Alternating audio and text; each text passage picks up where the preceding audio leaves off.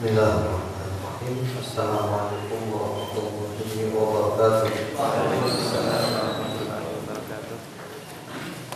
Innal hamdalillah nahmaduhu wa nasta'inuhu wa nastaghfiruh wa na'udzu billahi min shururi anfusina wa min sayyiati a'malina.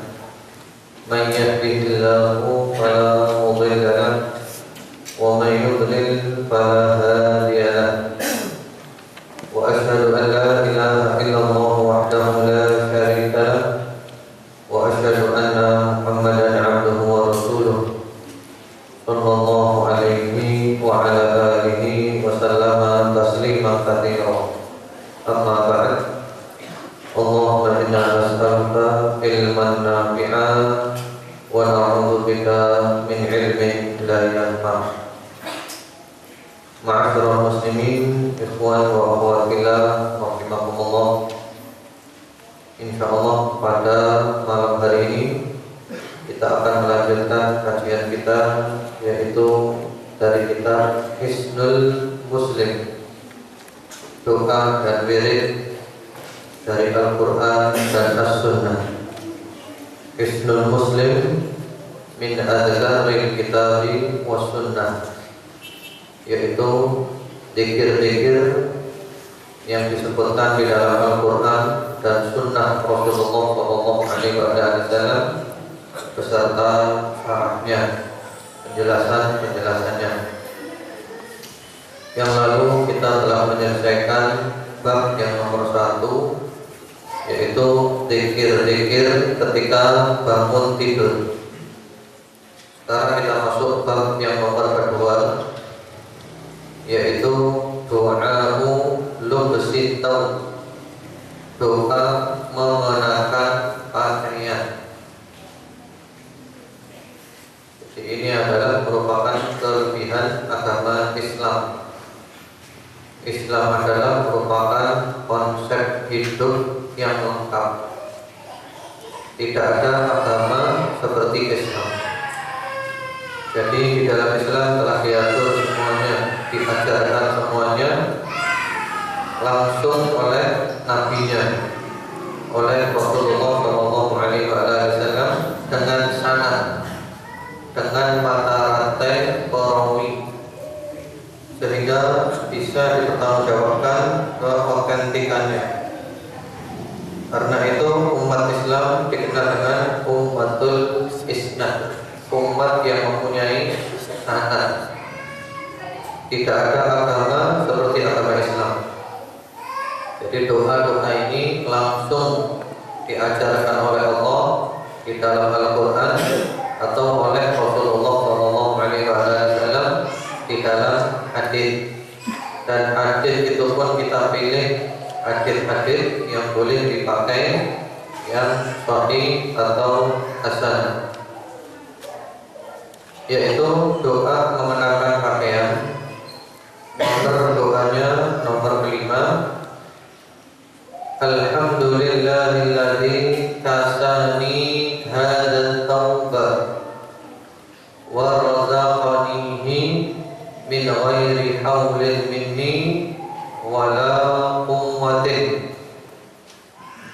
Segala puji bagi Allah yang telah memberikan kepadaku pakaian ini dan merizkikannya kepadaku tanpa daya dan kekuatan dari diriku.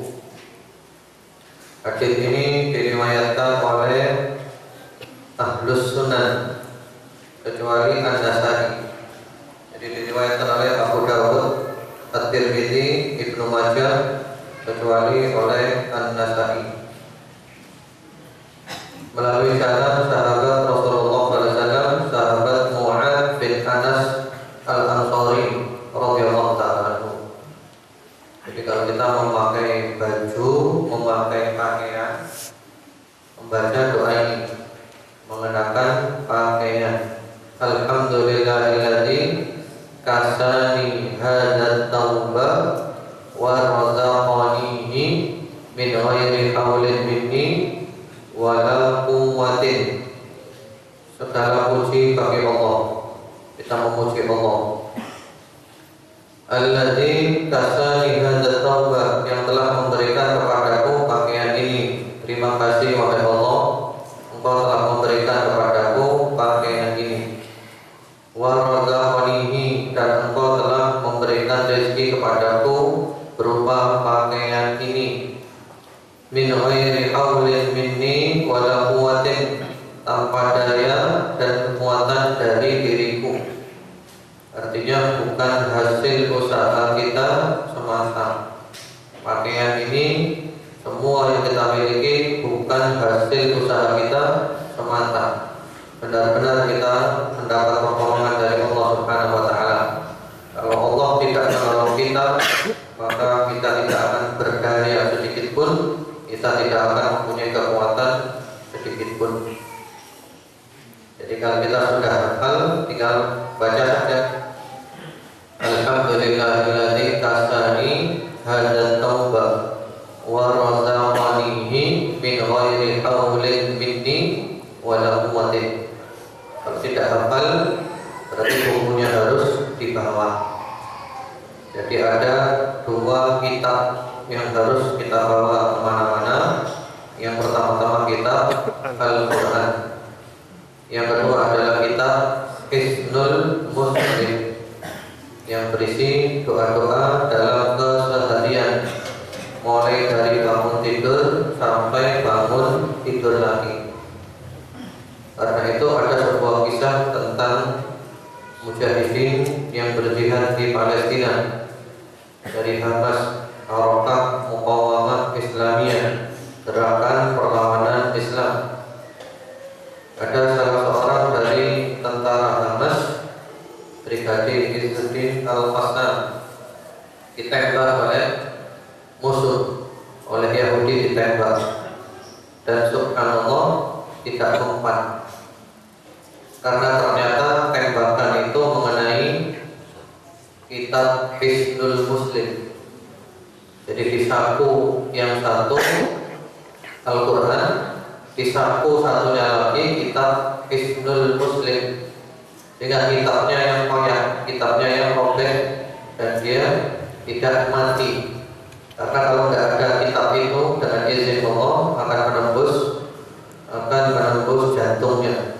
Tapi untung ada kitab itu sehingga lukanya tidak terlalu parah. Ini menunjukkan bahwa mereka jihad di jalan Allah.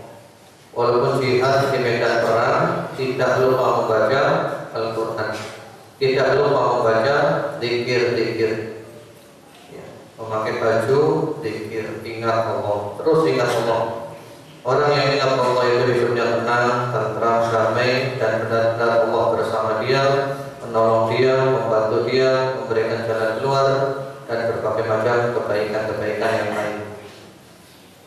Kemudian selanjutnya bab yang nomor ketiga, yaitu doamu lubsitau al-jadid, doa mengenakan pakaian baru.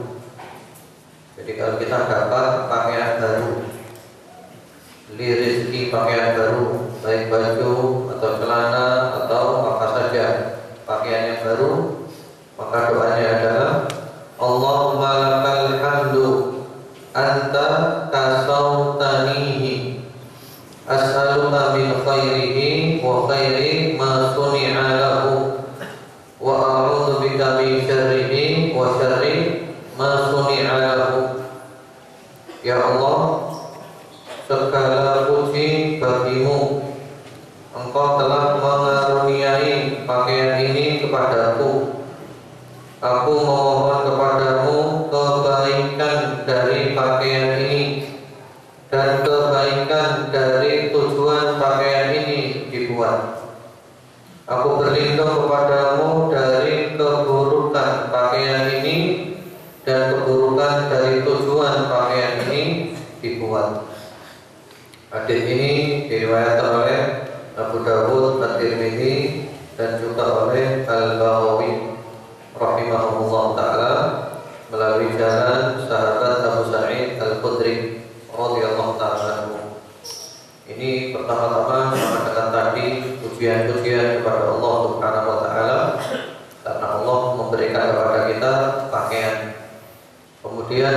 minta kepada Allah kebaikan pakaian tersebut dan kebaikan daripada dibuatnya pakaian itu. Apa fungsinya pakaian? Menutupi aurat. Fungsinya pakaian banyak, diantaranya adalah menutup aurat, menghindari kita dari panas, dingin, dan yang lain-lainnya. Kemudian lebih dari itu, berarti kita minta supaya pakaian yang kita pakai ini oleh Allah dijadikan supaya kita pergunakan untuk ketaatan, bukan untuk maksiat. Jadi supaya pakaian ini baik untuk menutup aurat, menghindari panas, dingin, dan semisalnya. Kemudian juga pakaiannya untuk taat. Jangan sampai pakaiannya untuk keburukan-keburukan, untuk melakukan maksiat-maksiat, untuk berbangga-banggaan, untuk bersombong-sombongan. Kemudian juga supaya kita merasa cukup dengan pakaian yang diberikan Allah kepada kita. Jadi kita minta kebaikannya, berlindung dari keburukannya. Kebaikan dari tujuan dibuat pakaian itu, kemudian juga berlindung dari keburukan daripada tujuan semula dibuatnya pakaian itu. Ini doanya agak panjang sedikit. Allahumma lakal hamdu anta kasautanihi as'aluka min khairihi wa khairi ma suni'a lahu wa a'udzubika min syarrihi wa syarri ma suni'a lahu. Ya Allah, segala puji bagimu. Jadi kita puji-puji Allah terus ya, karena nikmat Allah. Dan orang yang selalu memuji Allah, Allah suka. Kama inna rabbaka yuhibbul mahamid. Ketahuilah sesungguhnya Rabbmu suka dengan pujian-pujian. Jadi Allah suka dipuji karena memang Allah layak dipuji dan Allah memang maha terpuji. Engkau telah mengaruniai pakaian ini kepadaku, ya Allah, terima kasih.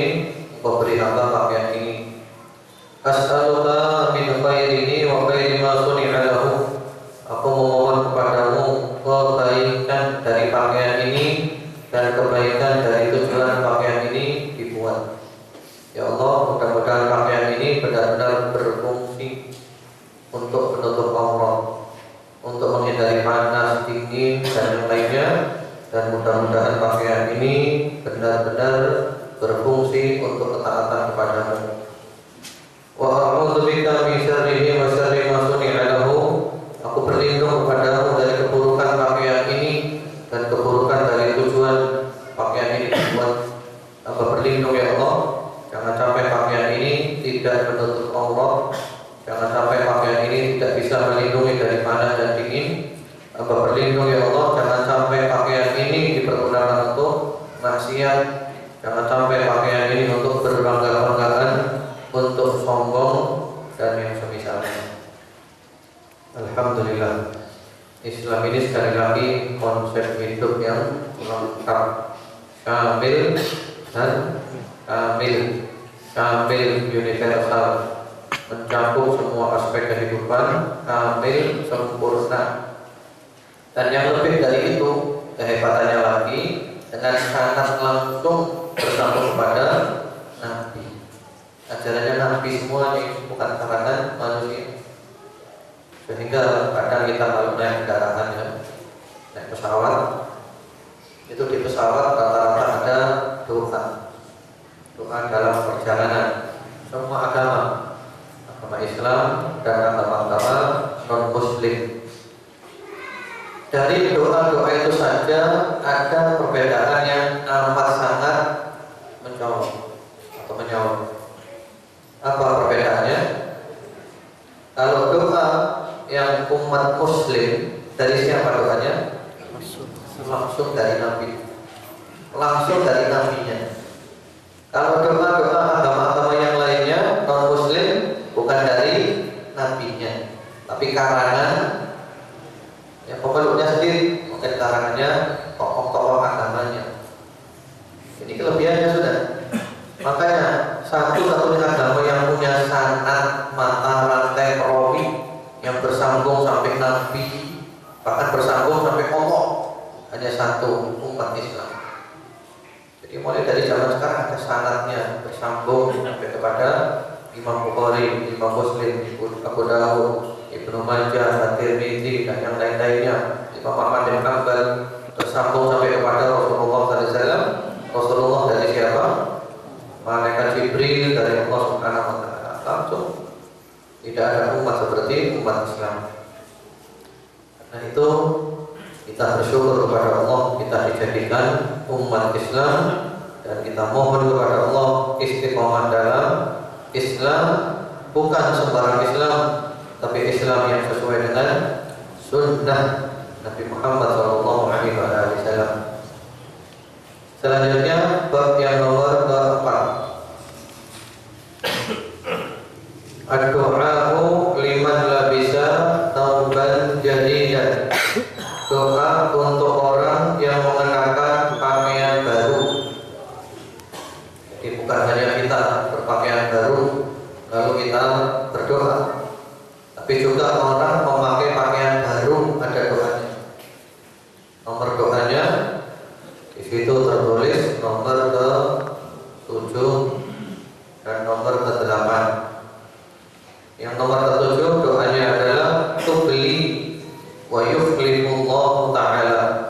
Kenakanlah pakaianmu sampai lusuh, dan semoga Allah lah yang akan memberikan gantinya kepadamu.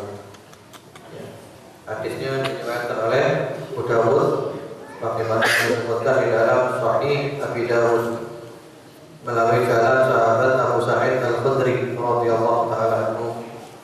Jadi kita doakan orang yang pakai pakaian tubli wa yuflihullahu ta'ala. Kenakanlah pakaianmu sampai lusuh. Artinya mudah-mudahan pakaianmu ini bermanfaat, bisa kamu pakai secara maksimal sampai benar-benar lusuh. Dan kemudian setelah lusuh, setelah usang, mudah-mudahan kamu diberi pakaian yang baru lagi oleh Allah, diberi ganti dengan yang baru. Masya Allah. Jadi kita juga mendoakan orang. Jadi hubungan kita dengan Allah baik, hubungan kita dengan manusia baik. Hanya apakah kita mempraktekkan atau tidak. Jadi kita doakan orang tubli wa yuflihullahu ta'ala. Mudah-mudahan pakaian ini benar-benar bermanfaat bagimu, bisa kamu pakai secara maksimal sampai pakaiannya lusuh, sampai pakaiannya usang, dan setelah itu mudah-mudahan Allah Subhanahu wa taala memberikan ganti kepadamu pakaian yang baru lagi, yang lebih baik. Kemudian di antara doanya pula mendoakan orang yang memakai pakaian yang baru, ilbas jadidan wa ish hamidan wa mut syahidan. Silahkan kenakan pakaian baru, silahkan hidup dengan terpuji selalu, dan matilah engkau sebagai syahid. Hadis ini diriwayatkan oleh Ibnu Majah dan juga Al-Nawawi, bagaimana disebutkan di dalam Sahih Ibnu Majah melalui jalan sahabat Abdullah bin Umar bin Al-Khattab radhiyallahu ta'ala anhu. Jadi semua hadis yang ada di kitab ini semuanya itu bisa dipertanggungjawabkan. Jadi semua hadis yang ada di kitab Hisnul Muslim bisa dipertanggungjawabkan. Kalau tidak sahih maka hasan, yang dhaif tidak ada. Yang dhaif tidak ada. Hanya terdapat perbedaan pendapat tentang apakah ada hadis yang di sini itu didhaifkan oleh sebagian ulama atau tidak, hanya itu aja. Tapi yang jelas ulama yang lainnya mengatakan syaratnya sahih atau hasan, dan mereka adalah para ulama pakarnya, ahlinya. Hadis ini ada ceritanya. Ceritanya waktu itu Rasulullah SAW melihat sahabat Umar bin Al-Khattab radhiyallahu ta'ala memakai baju gamis warna putih. Ya, demikian bagus, bersih. Lalu Rasulullah SAW bertanya, "Taubuka hadzal ghasil am jadid?" Bajumu ini baru saja dicuci atau memang baru dicuci, atau memang bajunya baru? Lalu kata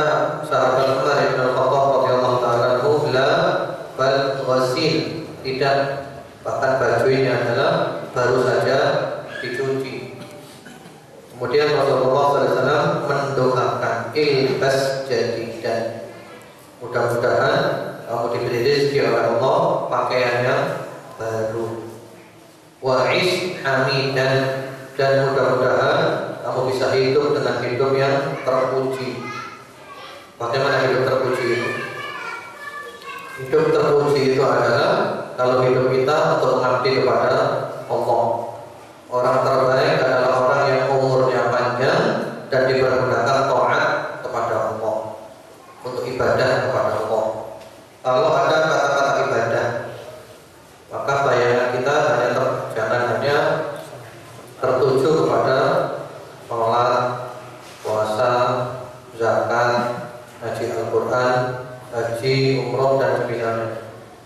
Karena yang benar definisi ibadah itu sangat luas. Semua aktivitas kita, ucapan kita, perbuatan kita, yang lahir dan yang batin, yang mendatangkan cinta dan ridha Allah, itu adalah ibadah.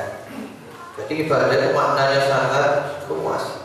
Ismun jami'un likulli ma yuhibbuhullah wa yarda minal aqwal wal af'al adh-dhahirah wal batinah. Ibadah itu adalah sebuah nama yang mencakup semua yang dicintai Allah dan yang diridhai Allah, berupa ucapan dan perbuatan yang lahir dan yang batin.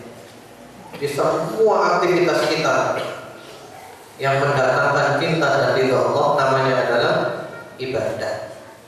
Karena itu ada seseorang yang menulis hitung-hitungan.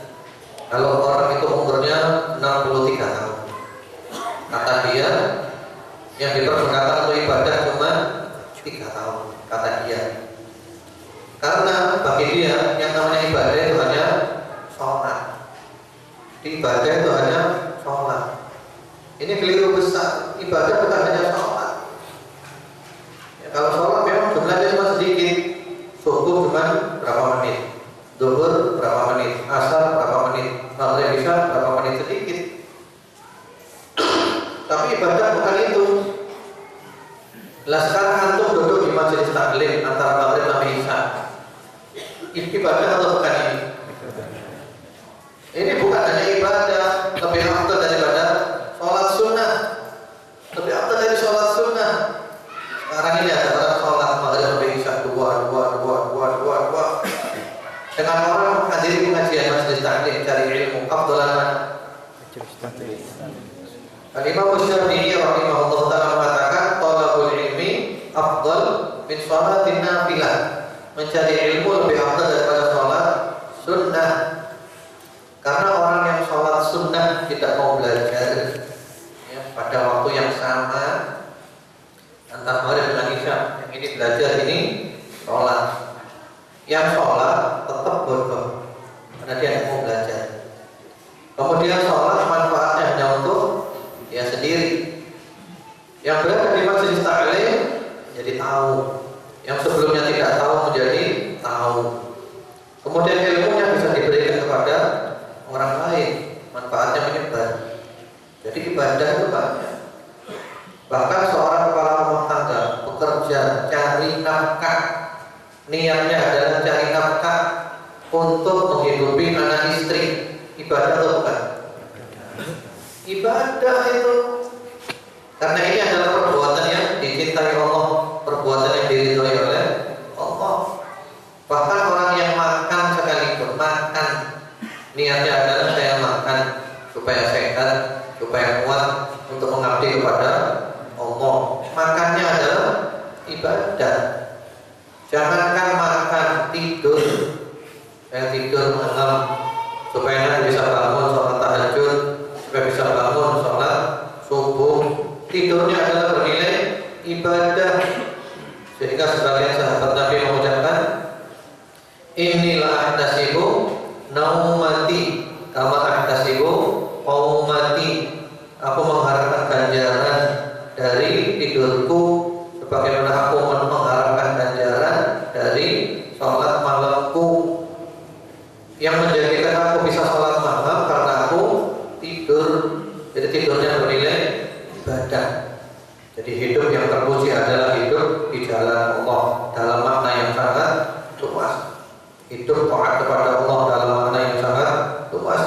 Itu semua aktivitas kita yang mendatangkan cinta dan ridha Allah, itulah yang namanya ibadah. Kemudian wa'mut syahidan, dan semoga kamu mati dalam keadaan syahid. Di sini kan seakan-akan yang dipakai sifatnya itu perintah. Ya, ilbas jadikan, pakailah pakaiannya baru, wa'is hamidan, hiduplah dengan hidup yang terpuji, wa'mut syahidan, dan matilah dengan mati syahid.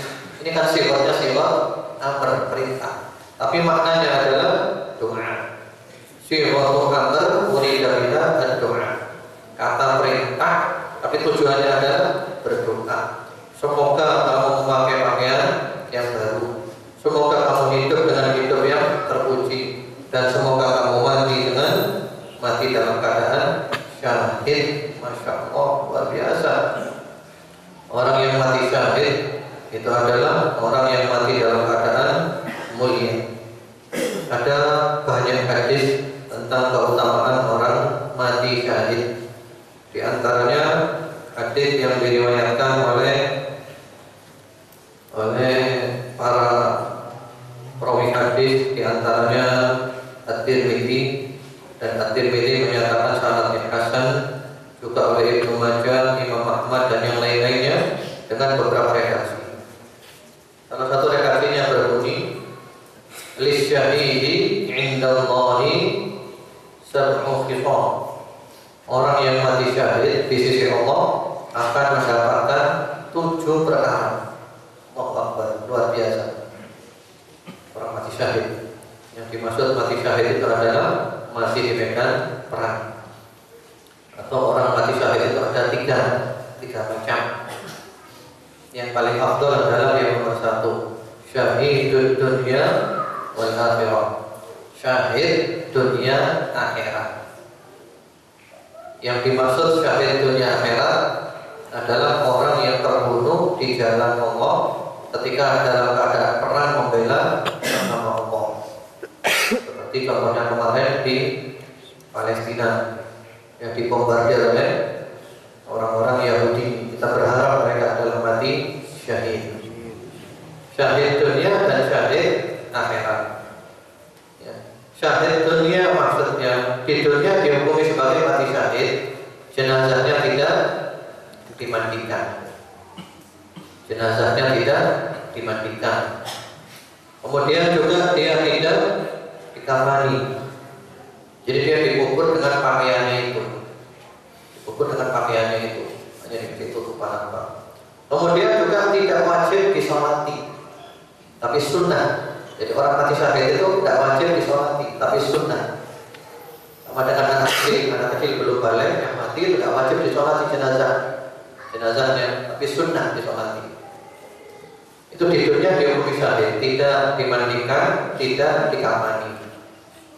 Dan nanti darahnya tetap mengalir dari kiamat, warnanya merah darah dan baunya lebih wangi daripada misik. Dan di akhirat dia hukumnya tidak mati.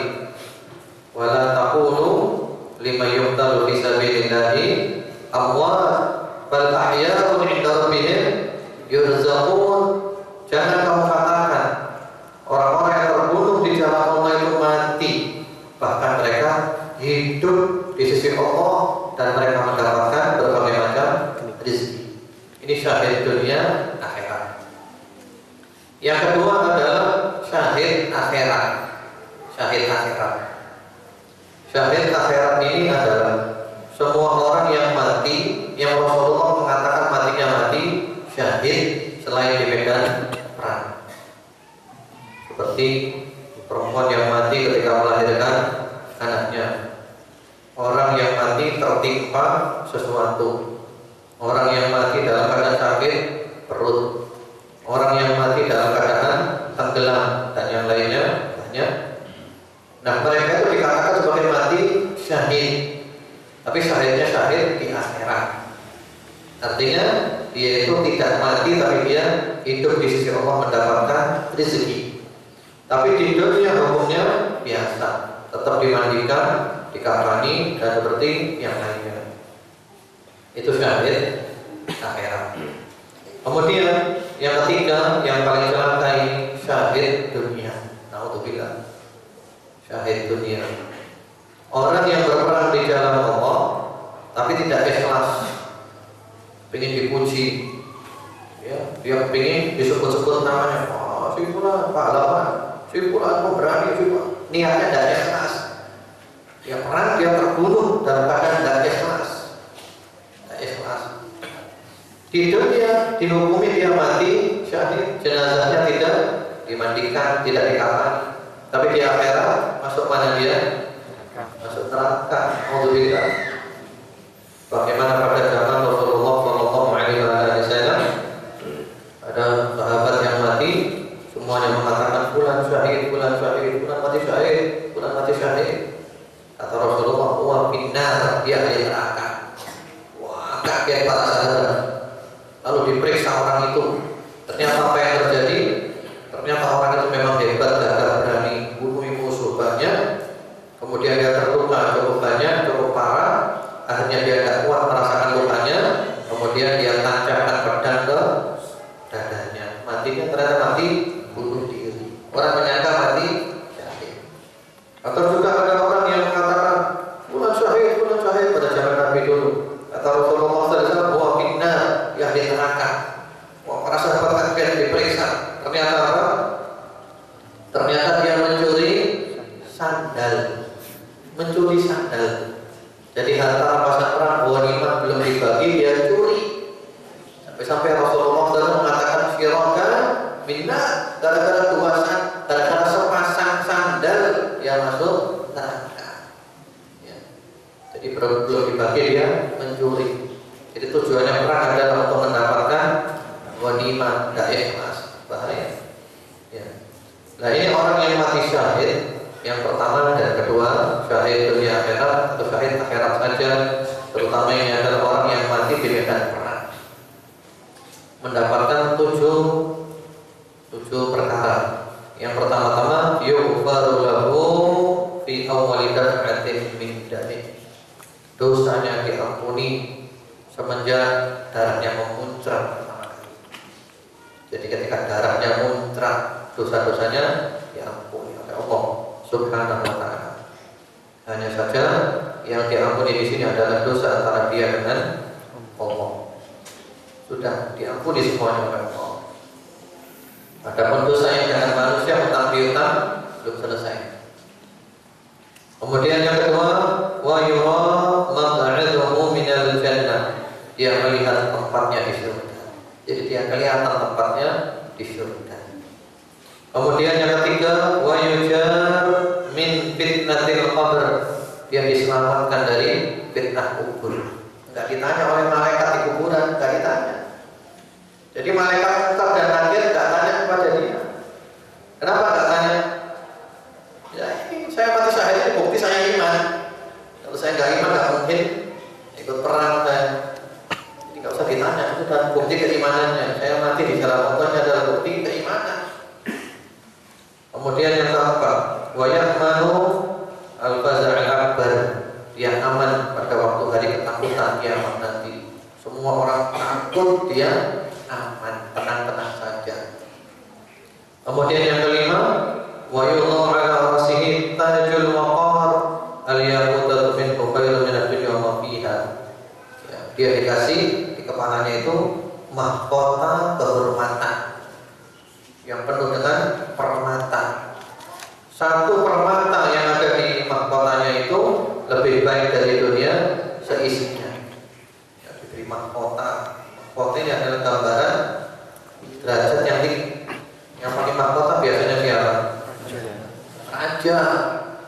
Ya, ini kehormatan. Satu permatanya lebih baik daripada dunia seisinya. Kemudian yang keenam, wa yuzawwaju bi 72 zaujah min al-huri 'ain. Dinikahkan dengan 72 bidadari. Masya Allah. Dinikahkan dengan 72 bidadari. Satu bidadari lebih cantik daripada perempuan dunia yang paling cantik. Lihat bidadari satu, lupa perempuan dunia semuanya. Kemudian yang ketujuh, wa yashfa'u fi sab'ina min aqaribih. Dia diberi izin memberikan syafaat kepada 70 daripada kerabatnya. 70 kerabatnya yang layak masuk neraka dapat syafaat dia, tidak jadi masuk neraka, diampuni oleh Allah Subhanahu wa taala. Luar biasa. Karena itu orang-orang yang ada di Palestina sana, kalau ada anggota keluarganya yang meninggal dunia, mereka itu senang. Kami ketika di jalur Gaza dulu keliling mana-mana, di sana itu semuanya selalu bangga kalau ada anggota keluarganya yang mati syahid. Bangga, senang. Karena apa? Diharapkan mendapat fadilah-fadilah tadi, terutama adalah memberikan syafaat kepada keluarganya, memberikan syafaat. Kemudian di antara syarat masuk surga pula yang tidak bisa ditawar-tawar pada mati adalah tauhid, jangan syirik. Karena Allah mengatakan, dan ini merupakan kaidah, innallaha la yaghfiru ay yushraka bihi wa yaghfiru ma duna dzalika liman yasha. Allah tidak mengampuni dosa orang yang menyekutukannya, dan Allah mengampuni dosa selain itu bagi siapa yang dikehendaki. Maksudnya kalau orang mati bahwa dosa syirik belum tobat dari syiriknya, tidak akan diampuni Allah. Jadi syirik itu harus tobat sebelum mati. Kalau orang mati bahwa dosa syirik tidak diampuni Allah, tidak diampuni Allah. Selain syirik diampuni Allah, terserah Allah. Allah mau mengampuni terserah Allah. Allah mau menghukum terserah keadilan Allah. Pada akhirnya dia masuk surga. Tapi kalau dosa syirik tidak diampuni, kecuali harus tobat sebelum mati. Karena itu kita perlu hati-hati daripada syirik menyekutukan Allah Subhanahu wa taala. Kemudian selanjutnya di situ ada lagi bab yang nomor kelima, ma yaqulu idza wada'at thawbahu, bacaan ketika meletakkan pakaian, ketika melepas pakaian. Doanya poin nomor ke-9. Doanya gampang, semuanya hafal, cukup mengucapkan bismillah. Jadi kalau kita melepas pakaian, ucapkan bismillah. Hadis ini diriwayatkan oleh At-Tirmidzi dan yang lainnya, dan dinyatakan sahih sebagaimana di dalam Sahih Al-Bukhari, juga di dalam Al-Irmah Al-Wali, melalui jalan sahabat Ali bin Abi Thalib dan juga sahabat Anas bin Malik radhiyallahu taala anhuma. Hadis ini ada ceritanya, yaitu sabda Rasulullah sallallahu alaihi wasallam, satru ma baina ahyunil jin wa awrati bani adam idza wada'a ahaduhum thawbahu an yaqula bismillah. Di hadis ini ada ceritanya ya. Penutup atau tabir yang menutupi matanya jin supaya tidak bisa melihat auratnya manusia ketika melepas pakaiannya adalah dia mengucapkan bismillah. Itu aja, bismillah, itu aja. Jadi mengucapkan bismillah itu saja. Jadi kalau kita melepas pakaian, di kamar kita ada jin kan?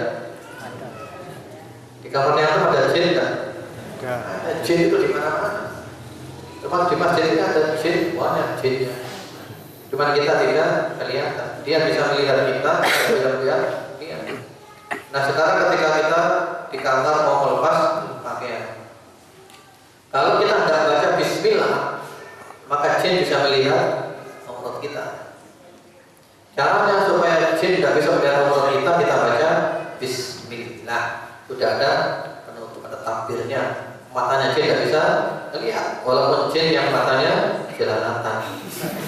Jin sama dengan manusia, ada jin yang matanya jelalatan. Caranya bagaimana? Bismillah. Oh, yuk. Bismillah mental. Bismillah. Jadi baca bismillah, jinnya takut. Ya. Bismillah itu kata-kata yang hebat. Di dalam Al-Quran diulang berapa kali bismillah itu? Kalau lengkapnya bismillahirrahmanirrahim berapa kali diulang? Berapa kali ya? Surah Al-Quran ada berapa? 114. Berarti bismillahnya berapa? 13. Satu surat nggak ada bismillahnya. Surat apa? At-Taubah. Berarti bismillahnya berapa? 13. Berapa? 13. Bismillahnya tetap 114. Oh iya. Bisa? Surat. Karena ada satu surat di dalam Al-Quran yang bismillahnya 2 kali. Surat apa? Surat An-Naml. An-Naml permulaannya ada bismillahirrahmanirrahim. Di dalamnya juga ada, yaitu ucapan Nabi Sulaiman. Ucapan Nabi Sulaiman kepada Ratu Bilqis. Bagaimana ucapannya? Allah ta'ala innahu min Sulaiman wa innahu bismillahirrahmanirrahim. Allah ta'alu alaiya wa atuni muslimin. Jadi jumlah bismillahirrahmanirrahim dalam Al-Quran ada 114. Bismillah itu luar biasa. Ketika orang tergelincir, termeleset, lalu dia mengucapkan setan, kan gitu kan? Apa yang terjadi? Setan dengan penuh kesombongan mengucapkan dia yang membuat kamu tergelincir aku. Kemudian setan membesar. Sampai saat berapa besarnya? Sampai saat rumah gedenya. Pede setan. Karena kita mengucapkan apa? Setan. Karena kita meso-meso. Tapi kalau kita terpeleset mengucapkan Bismillah, ya, apa yang terjadi? Setan minder. Setan mengecil, hatta yasira ad-dubab, sampai seperti lalat, minder. Karena kita nggak ngakui setan. Nah, bukan kamu, Allah ini. Ya, itu ada hadisnya sahih. Disebutkan oleh Ibnu Katsir di tafsir surat Al-Fatihah. Ya, jadi Bismillah. Jadi kalau kita ingin aurat kita tidak dilihat oleh jin ketika kita melepas pakaian, kita membaca Bismillah. Ya, kemudian selanjutnya sekarang masuk sesi tanya jawab aja ya, insyaallah. Nanti kita lanjutkan berikutnya doa masuk sholat, masuk toilet. Allah alam tutur aja. Ada yang ditanyakan, tafadhol silakan.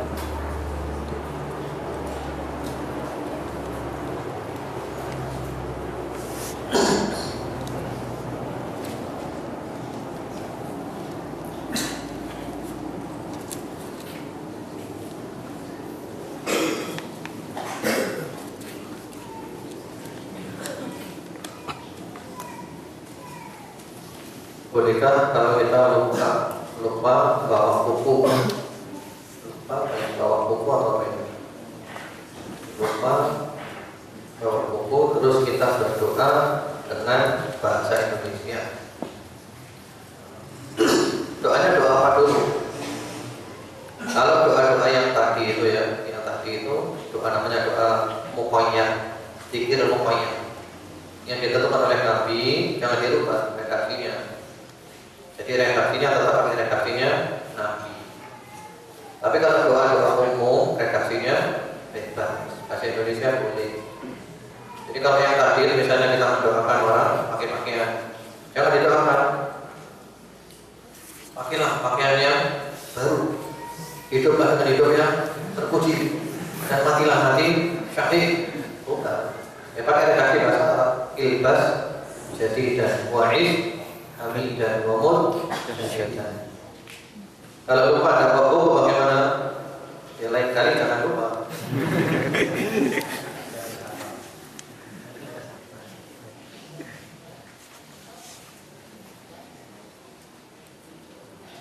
Ya, saya pilih yang sesuai dengan materi itu.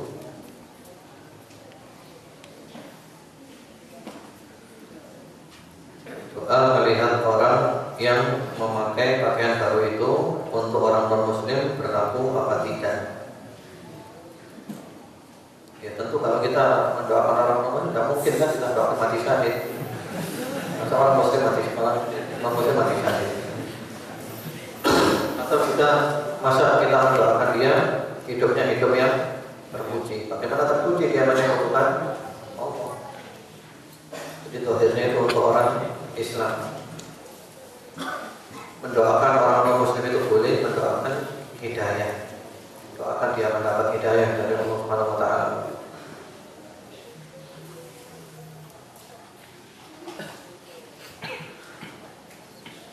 Ya, jika seseorang mengikuti majelis taklim, sebaiknya kan diamalkan dan disampaikan ke saudara-saudara kita. Tetapi orang yang diberitahu itu ada yang menentang dan ada yang mengolok-olok. Apa yang harus dilakukan Ustaz? Ya biasa, itulah medan dakwah. Orang berdakwah itu biasa. Karena itu di dalam surat Al-Asri apa kata Allah? Wal 'asri innal insana lafi khusr illa alladziina aamanu wa 'amilus shalihat wa tawassaw bil haqq. Terus apa? Wa tawassaw bis sabr. Sabar. Jadi sabar. Orang dakwah itu harus sabar. Sabar mencari ilmu, sabar mengamalkan ilmu, dan sabar mendakwahkan ilmu. Yang penting kita menyampaikan dengan cara yang baik, sopan, akhlak, kita kemas sebaik mungkin. Itu sudah. Orang mau hina, nyaji, biasa aja lah dunia. Jangan terlalu dimasukkan hati. Walaupun kadang pertamanya kita kaget juga, tapi lama-lama akan terbiasa. Biasa. Jadi hal-hal yang tidak menyenangkan itu jangan dimasukkan hati. Hati kita jangan dijadikan tong sampah. Yang tidak menyenangkan itu masukkan telinga kanan, langsung keluar telinga kanan. Jadi bukan masuk kanan, keluar kiri, panjangan masuknya ini. Jadi yang jelek-jelek itu dari sini langsung mental keluar lagi. Jadi nggak ada kesempatan masuk. Jadi biasa ya, dihina orang, dicaci biasa, jalan terus saja. Inilah dunia kayak ini nih. Ada orang senang sama kita, ada orang tidak senang. Ada orang memuji kita, ada orang mencaci maki. Ada orang yang itu ridho, ada orang yang macam-macam. Inilah dunia kayak ini nih. Tidak mungkin semua orang cinta kepada kita. Imam Syafi'i bilang, ridho nas ghayatun la tudrak. Keridhaan semua manusia adalah sebuah puncak yang tidak bisa dicapai. Tidak mungkin semua orang ridho kepada kita. Jangankan kita, Rasulullah itu kurang apa sih? Rasulullah cara dakwahnya bagus atau tidak? Cara dakwah yang terbaik adalah cara dakwahnya Rasulullah SAW. Tidak ada yang lebih baik dari beliau. Tapi apa yang terjadi? Dihina, dicaci, difitnah, macam-macam. Ini sunnatullah. Ini hukum Allah sudah. Jangankan Rasulullah, Allah saja dicaci, maki. Allah dibilang punya anak, padahal Allah tidak punya. Jadi tenang saja. Inilah dunia kayak gini. Jadi kewajiban kita adalah berdakwah. Orang terima atau tidak terima bukan urusan kita. Wa ma'ala rasuli illa balagh. Wa dzakir innama anta mudzakir lasta 'alaihim bimusaitir. Kita tidak bisa maksa. Ustaz, doa tersebut dibaca salah satu atau dua-duanya. Dua-duanya lebih afdal. Ya, doa yang tadi ya. Ada orang memakai pakaian baru, tubli wa yuflihullahu ta'ala. Dua-duanya lebih bagus, lebih lengkap. Salah satu juga tidak apa-apa. Bagaimana jika orang mati syahid dunia akhirat tapi selama hidupnya banyak dosa pada manusia? Apa pahala syahidnya akan habis? Pokoknya para ulama mengatakan dosa yang diampuni adalah dosa antara dia dengan Allah. Karena dosa dengan manusia itu harus diselesaikan. Karena itu sebelum berangkat untuk perang, selesaikan dulu urusan dengan manusia. Demikian pun orang yang mau haji kan diajarkan menyelesaikan urusan dengan manusia. Beda nggak punya beban. Jadi urusan dengan orang ini berat. Kalau Allah itu gampang, Allah itu maha pengampun, maha penyayang, luar biasa Allah itu. Yang berat adalah manusia. Belum selesai, sebelum kita selesaikan.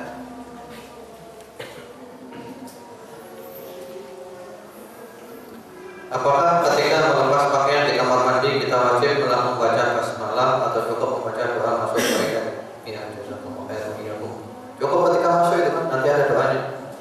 Nanti ada doa masuk, yang diantaranya adalah baca Bismillah, sudah cukup itu. Ya.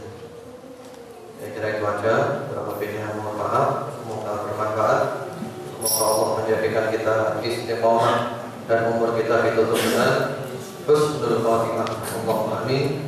Subhanallah wa bihamdika asyhadu an la ilaha illa anta